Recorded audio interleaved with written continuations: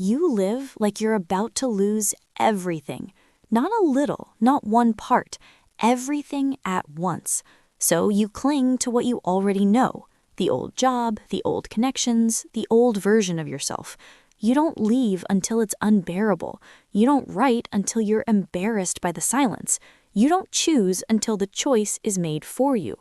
You call it caution, but your actions carry too much tension and not enough room to breathe. And because of that, you end up losing more than you would have lost from one honest step. By the end of the video, you'll see the mechanism hiding behind that carefulness. You'll understand why it turns into overall damage. You'll learn what starting from zero actually means in your head.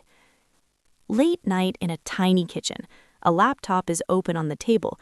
The screen wavers from the backlight and tired eyes, and at the top is the draft title, Start from Zero.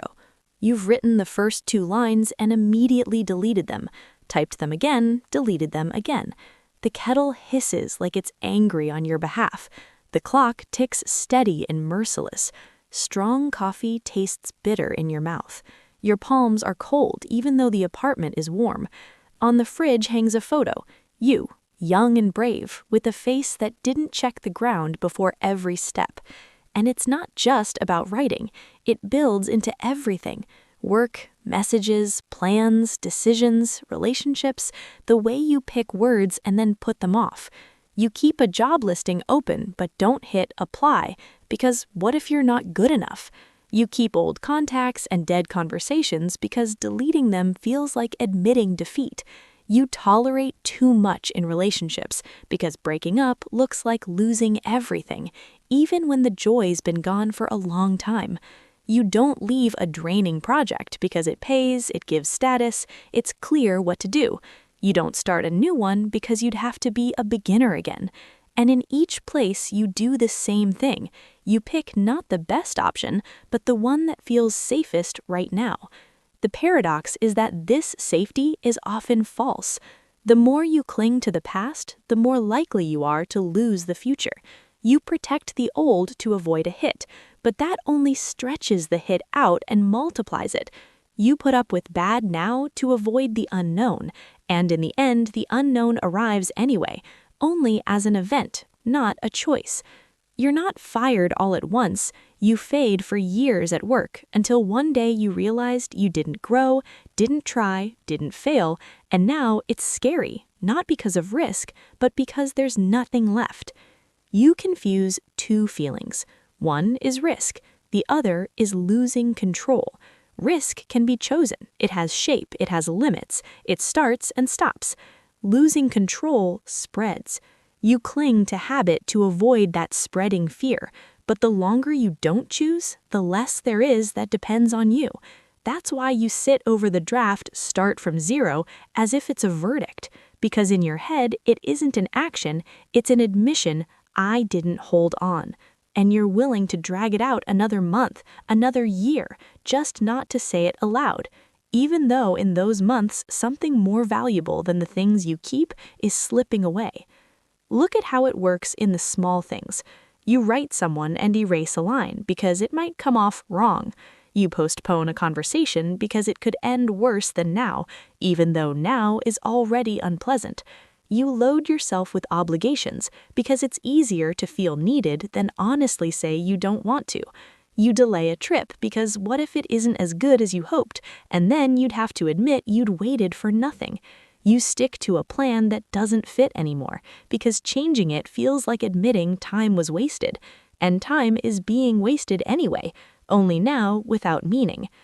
At some point, you stop protecting things or people. You protect the image where you didn't mess up.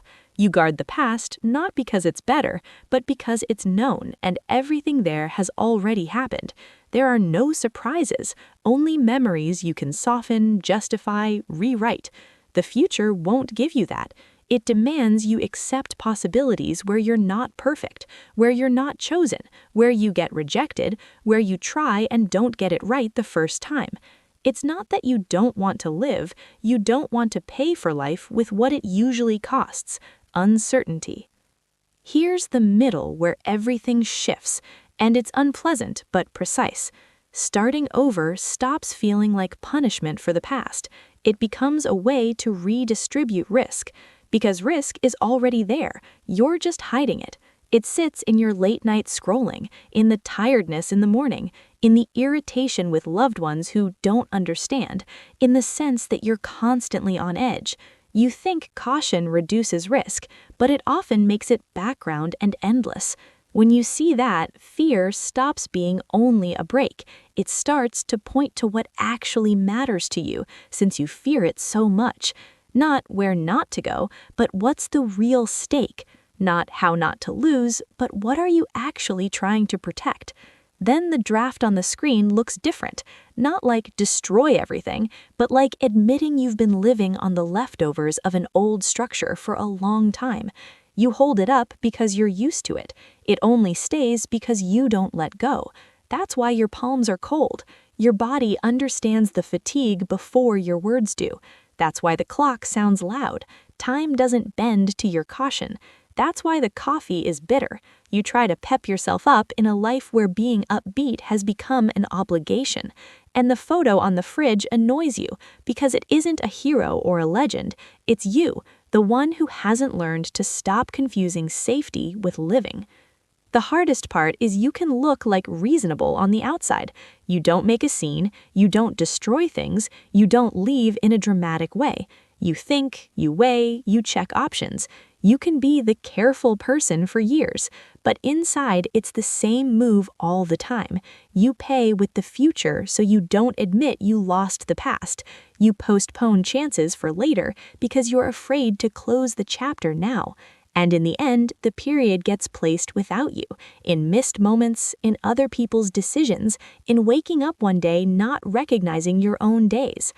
You're not afraid of starting from zero as a process. You're afraid to admit zero is already close, disguised as I'll just endure a little longer. You're not afraid of emptiness. You're afraid in that emptiness you'll have to choose yourself without guarantees, without familiar excuses, without old structures to lean on. If you don't notice this, you'll keep clutching the old because it's familiar, and you'll lose what's actually worth saving.